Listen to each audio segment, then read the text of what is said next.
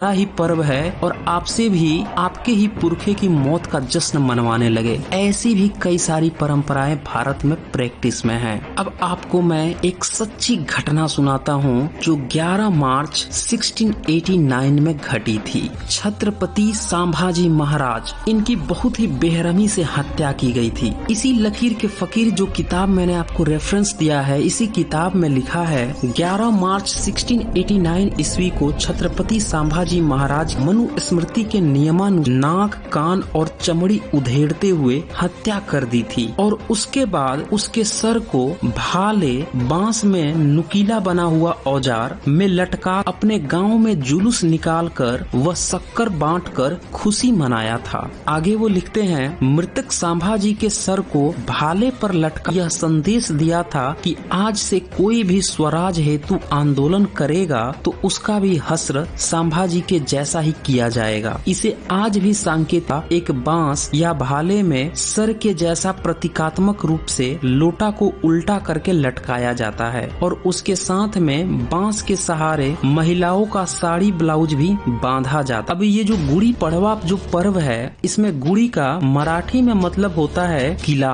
और पड़वा का मतलब होता है गिराना या पाड़ना, अर्थात किला या साम्राज्य को गिराना, कब्जा करना। और यह गुड़ी पड़वा चैत मास की शुक्ल प्रतिपदा को मनाया जाता है और यह महाराष्ट्र में ही मनाया जाता है। आजकल फैशन में कुछ लोग अलग अलग राज्यों में भी मनाना शुरू कर दिए हैं। सबसे खास बात यह है कि बहुजन यानी SC ST OBC वर्ग भी इस ब्राह्मणवादी फटके में फंसकर वह भी मनाना चालू कर दी। अब सवाल यह है कि बहुजन यानी SC ST OBC वर्ग कैसे ब्राह्मणों के इस जाल में फंस गया, उसे अपनी कहानी क्यों नहीं याद है? आखिर ब्राह्मणों ने ऐसी कौन सी कहानी उन्हें गढ़कर सुना दी है जिससे वो अपना ही इतिहास भूल गए और उसकी कहानी को सच मानकर यह पर्व त्योहार मनाने लगे। एक्चुअली में जो बहुजन अंग्रेजों के समय तक एक अक्षर लिखना पढ़ना तक नहीं जानते थे, वो क्या जानेंगे कि 16वीं सदी में 17वीं सदी में इन ब्राह्मणों ने कौन से गुड़ी पढ़ना किया था, कौन सा किला साम्राज्य गिराया था। लेकिन आज जब देश आजाद है तो ब्राह्मणों ने उन्हें एक नई तरह की कहानी बता दी, क्योंकि वो तो जश्न मनाते आया था,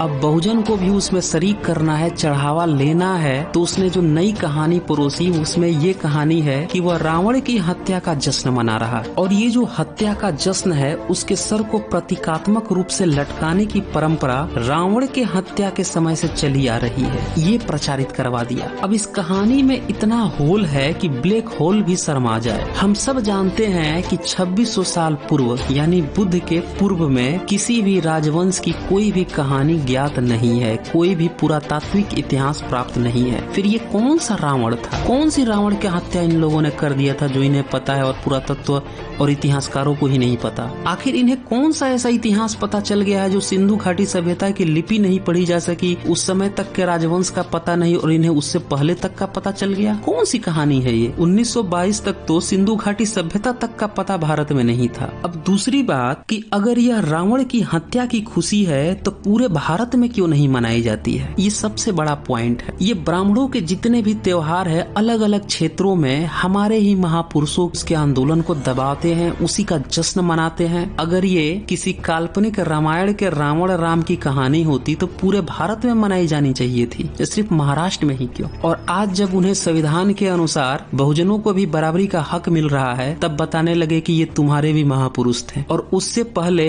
हमारे पुरखों में कांटे लगे थे जो उन्हें सार्वजनिक जगह पे पानी पीने से रोक दिया गया, उनके साथ तमाम तरह के अत्याचार किए गए, वैसे अत्याचार जो वीडियो 65 में, वीडियो 45 में मैंने ऑलरेडी दिखा रखे हैं। तीसरी बात कि आखिर इस गुड़ी पड़वा पर्व का 16वीं सदी से पहले किसी भी महापुरुष ने नाम क्यों नहीं लिया? अगर ये रावण के समय से मनाया जा रहा था तो उसके पहले कई सारे महापुरुष हुए, बुद्ध हुए, कबीर हुए, गुरु नानक हुए, रैदास हुए, इन लोगों ने क्यों नहीं नाम लिया किसी गुड़ी पड़वा का नाम? चौथा प्रश्न जो सबसे महत्वपूर्ण है कि अगर काल्पनिक रावण ब्राह्मण होता तो क्या ये आज खुद को कहने वाले ब्राह्मण उसकी मौत मौत का जश्न मनाते हैं? आपको क्या लगता है ये ब्राह्मण को ही मारकर जश्न मनाते हैं? आप इसी से समझ जाइए कि ये मौत का जश्न मनाते हैं तो वो मौत किसकी हुई होगी। कुल मिलाकर हमारे जो भी भाई बंधु इन ब्राह्मणवादियों की काल्पनिक कथा कहानियों में फंसकर इन फर्जी के उत्सवों में फंस गए हैं, उन तक यह वीडियो जरूर पहुंचाएं, ज्यादा से ज्यादा शेयर कीजिए। वीडियो की रीच बढ़ानी है तो खुद भी लाइक कीजिए और सबसे लाइक करवाएं, क्योंकि साइंस जर्नी